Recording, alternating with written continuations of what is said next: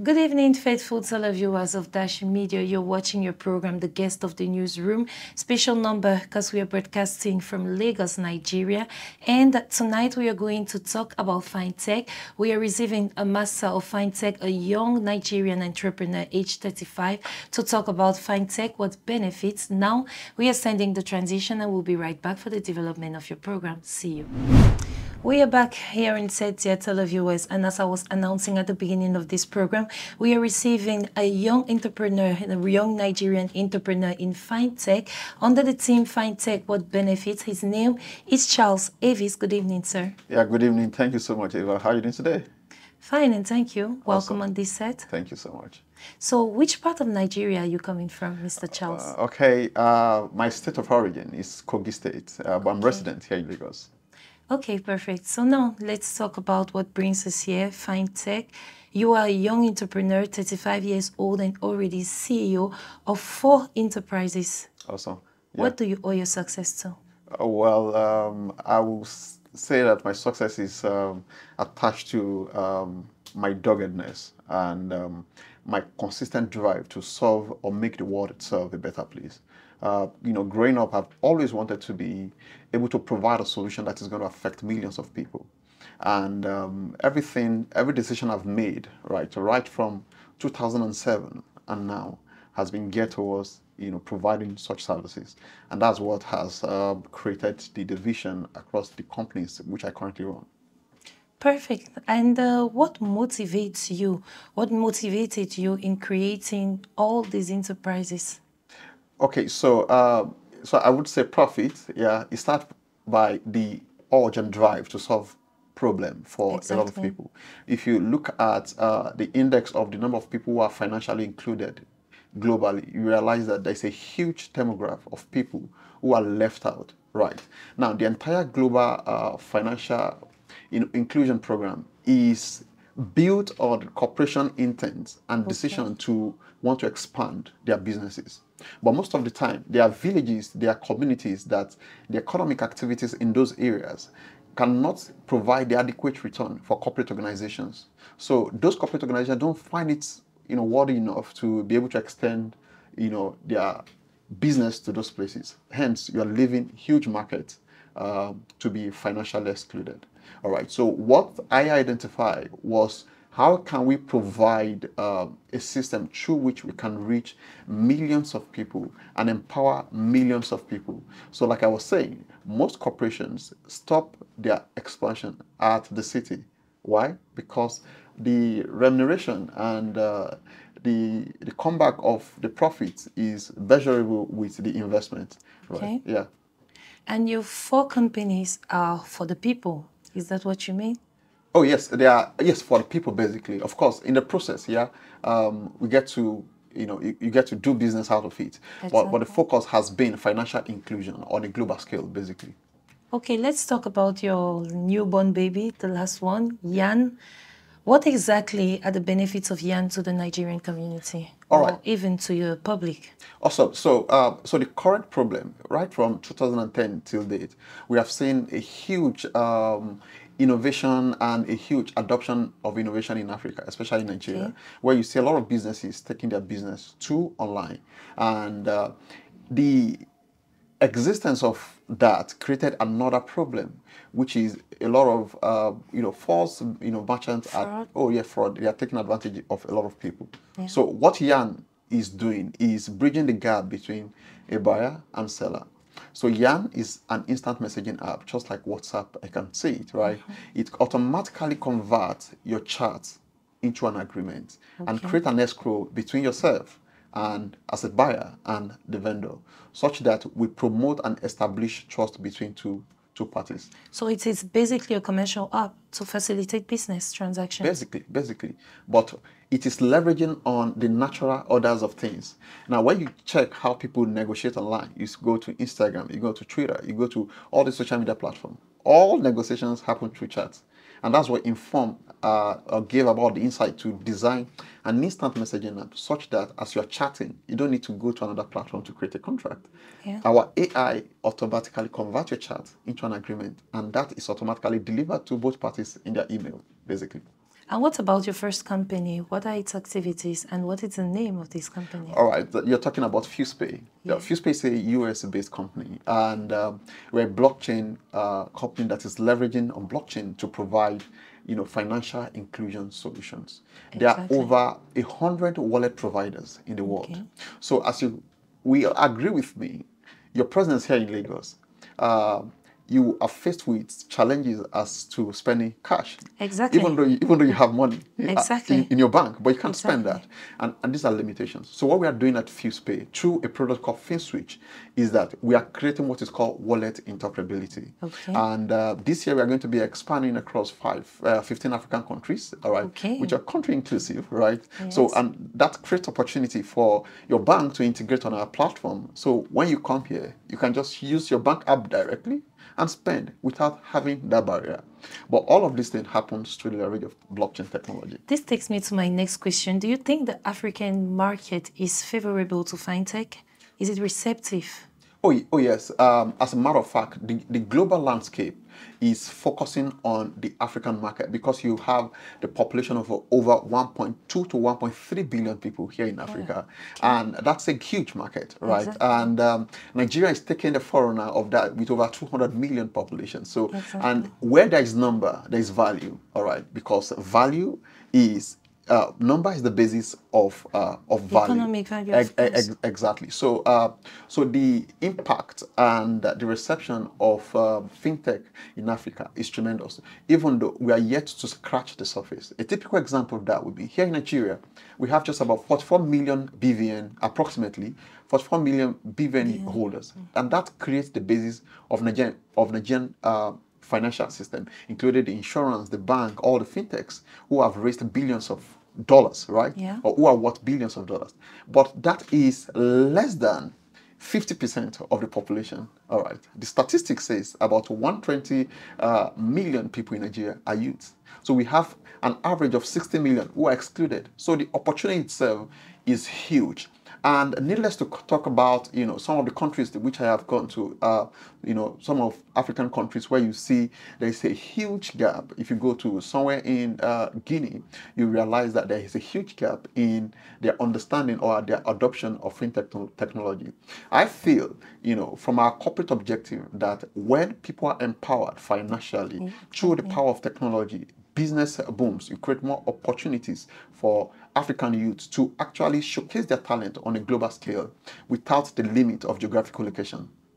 The currency shortage issue is really booming in Nigeria in the midst of the general elections in the country, and I think it is favorable to people like you. Oh yes, absolutely. Affirmation? Oh yes, yeah. Even though, of course, that does not, tone down or remove the fact that it affects a lot of people. Yes. But the behavioral change that it's going to happen is that there is a surge in the adoption of, contactless solutions, use of, POS, and a lot of people are now forced to actually then adopt, fintech solutions to as a means of accepting payment. Okay, and what do you think as a youth about the Nigerian economic market, actually? Okay, so if you see what has been happening within a couple of years, from music industry to talent industry, you see that Nigerians individually are very, very remarkable set of people. They are go-getter and they are very, very good at what they do individually. All right, of course, we do understand that we have some leadership crisis, but for youth, right, the opportunity that exists is that some of the youth now are getting jobs, online jobs, and then the amount of money generated through remittances as a result of, sitting here in Nigeria and working for, company overseas, right, is increasing, right? Because I'm an employer of labor, and we do have some of our staff, not even just resident in Nigeria, in other parts of the country. And that is the same thing that I feel that every Nigerians, right, need to look up to, the inherent ability, in each individual, and the value of that on a global scale. Sometimes we do not know the value of what we have until we go outside there to see, and put that value on a scale before we realize how much valuable, our potential or our skills is on that scale. What do we hear a lot about Nigerian entrepreneurs, about Nigerian actors in the music industry? What do you think Nigerians owe the success of this music industry, of the entertainment industry in general, and even the youths who are engaged in entrepreneurship? Are they accompanied by the authorities? Is there a form of funding, financing to help young entrepreneurs boost their activities or idea? No, absolutely not. Right. I feel the economic climate and the political climate have somewhat a degree of influence on how dogged Nigerians are. Okay. Right. And that's because you are absolute, right? You are all round. You are your own government because you provide light, you provide internet, you provide all the basic amenities for you as an individual. And I think that has affected and has created a domino effect, right, across all the people within this region. So everybody is dogged. And that's why you see, when Nigerians travel outside the country, they do exceedingly well, right? Yes. Yeah, because I work as an average of 18 hours a day, and for me, it's normal. So you see, if I go outside Nigeria to take an employment, I'm just going to be myself. But that is an exceptionality on that scale, right? And that's because the economic climate has positioned us in a way that we have become more tough. They said that, tough time creates tough people. And that's what it is. Okay, so as a young Nigerian, a lot of young Nigerians in the street told us about the high rate of unemployability and really the strain it is to find a job, to find a position even after studying. What do you think this is due to? Okay, all right. So, the social media itself has also impacted us. While technology is a part of what is helping our day-to-day efficiency, it has also significantly impacted us, right? So we have this current generation who put more and who put less effort in cogent things than actually things that matter. So of course the government itself had their own share of the blame, right? But then it's still resident on each individual. So we have more people looking for job than more people willing to take entrepreneurship. Absolutely right. Is it not because entrepreneurship has to be financed personally and people find it more difficult? Oh, yes, I agree with you that way. However, we that are doing it, we are not privileged, right? I came from a very humble family, right? And I started out at the age of 14 as an entrepreneur, selling a couple of things. I think it's about having a vision, right? And having the patriotism enough. I have an opportunity not to live in Nigeria, right? But I am resident in Nigeria and I provide labor, right? And I employ, hundreds, right? And that's the concept basically. We have more people looking for a job than more people who are willing to try, to create a job. But then if you look at the fintech industry in the last 5 years, you see that Nigerian rated #1 in the world taking finances. And, you check our music industry, boom. You check our financial industry, boom, because we are one of the best financial technology country in the world because we have our financial solutions are highly innovative. You see the likes of Flutterwave, you see the like of Paystack, it's the like of Kuda, it's the like of Monify, and these are companies that are already unicorn, valued over $3 billion. All right, and we're talking about these companies attained their level of value in less than 8 years. You know what I'm saying? So if we have more people who are willing to take the doggedness and willing to strain it just a little bit, because at the moment the venture capital landscape are more favorable for people who are creating sustainable products, because it's not just to create a product, you need to look at the scalability of that product on a global landscape. How much is this product able to scale from 1 to 10, 10 to 100? Yeah. And what's the impact of that when you go to other countries? And that's basically, if our youth can take that and focus more on creating more value that are sustainable, we can get more people and get a lot of people out of unemployment here in Nigeria. So I take you to your words, and it's a reality. For a better economy, a country has to be stable politically talking. And we'll talk about politics right now. That's fine. Do you think, we heard a lot, young people in the streets and other voters of age 60, 50, repeating Labour Party, we want new blood, we want fresh blood, we want Peter Obi, Do you think Peter Obi represents hope for young Nigerians? Oh yes, so even though the context of party is an individual decisions, Yeah. however, when you look at the history of Nigeria, right, Peter Obi resonates, a limelight. However, so Nigeria is a diverse country. We have quite, numerous languages, right? In Kogi State, we have more than 5 to 6 languages in Kogi State itself.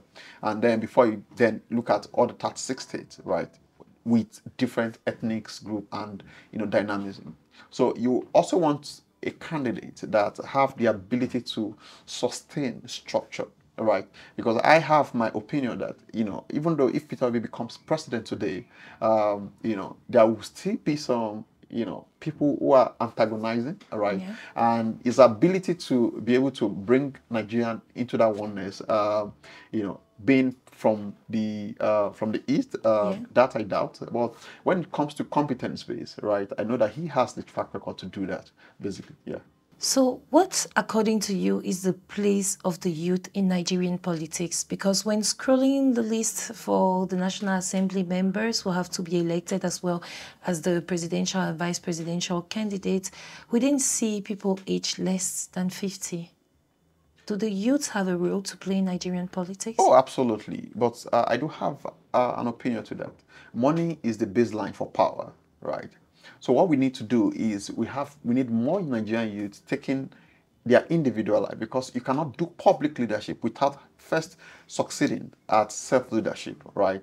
We need youth taking their life, doing businesses on a global scale so that they can create political structure that is not dependent on godfatherism, right? Okay. Because godfatherism is a structure of poverty where, someone who is high, right, help someone who is young through a career, and then they hold an entitlement to the favor they have done for the person. But which is what you have seen Labour Party has done, right? You see what Peter Obi has done. Both Dati and Peter Obi themselves, they are entrepreneurs, they are technocrats, right? They are individually successful as business owners, right? And that's what we need to do. We need more Nigerians who are successful in business, right, to get involved in politics so that they can create a sustainable structure, right, that is not, based on this godfatherism. Yeah, basically. Okay, so I am a young entrepreneur, or I want to be an entrepreneur. I want to be like Charles Avis. What is the advice that you can give me? All right, so nowadays, mental resilience and fortitude is lacking in our youth, right? And that's because a lot of people feel that the government should do everything. While I was growing, the number one thing I did was to eliminate the idea and the expectation that government is going to do anything for me, right? So if you have such idea, then we now come back to you must be a change person, right? And we have the what we call the sustainable development goals. Look at the sustainable development goals and look at what problems are there in the world, because the number of people experiencing a particular problem says the quotient of business opportunities in that industry. And those who are successful today, who are who are providing impact on a global scale, are people who are solving cogent problem we have in the world. So we just need people who are less greedy, right, and self-centered about I just want to their own build a family, interest. exactly, and then just get married, and that's it. We have a lot of them today Yeah. who just want to sustain, right? And I don't see a reason why I have to work 18 hours when I can just sit down there, because it's not the lack of money, right? It is the ability to create a transgenerational positive influence that impacts millions of people, inspire millions of people, and that starts from being a problem solver. Today we have a lot of people, they don't like problem. They think problem is Thinking anti-success. solution, of course. Meanwhile, problem is a stepping stone to success. Exactly. No successful man can say that I have become successful exclusive of, not having problems. So the problems, the degree of problems that you're able to solve also speaks to the degree of opportunity you are able to assess. Yes. And that's my advice. Learn resilience, fortitude, and then learn to identify huge impact problem and dedicate your life to solve them. Every other thing will come along the way, the competence, the network, the finance, because the world will always put a focal point on anything that makes them to advance. A typical example will be an investor. We have different venture capital firm with $100 million, $1 billion, who are looking for where to put it. But they're not stupid, right? They are going to put it where there is high return. And that's what every youth out there need to think about and be able to structure themselves competent enough to position for such opportunities. It's true, while we were talking, you must have developed about this, but can you give us in 3 or 4 points the benefits of fintech? All right, so the number one benefit of fintech is it creates general opportunity for everybody, the same opportunity. So what it means is that you can have your business here and someone in China have the ability to patronize without the geographical limitations. Okay. Yeah, that's the first benefit. Yeah, that's the first benefit. All right. Then the second benefit, it means that we can have democratization, right, of companies.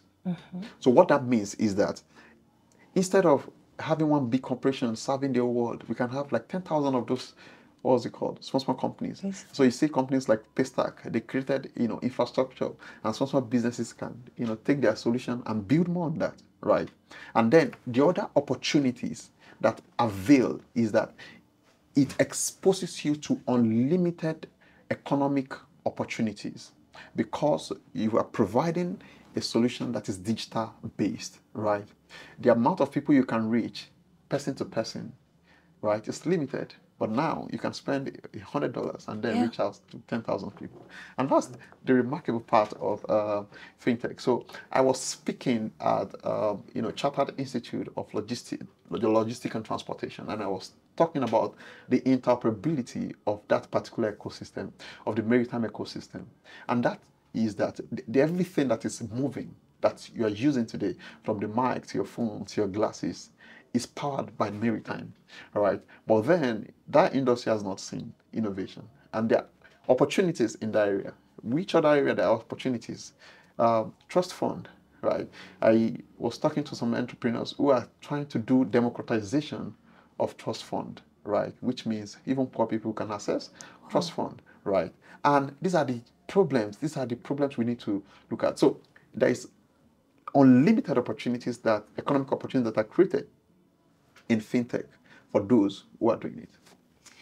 It is time to tell you thank you, Mr. Charles Thank you so much. So accepted our invitation. You're welcome. I really appreciate you bringing me on this. Thank you. Thank you, faithful televiewers of Dash Media, the Voice of Africa, for watching your program, The Guest of the Newsroom. We are receiving Mr. Charles Avis, who is a young Nigerian CEO and master of Fintech. And we were talking under the theme Fintech, what's benefits? See you as from next week for another number of your program. And stay tuned to Dash Media for the continuity of programs on our channel and platforms. As for me, see you next week and have a wonderful evening on our channel. Goodbye.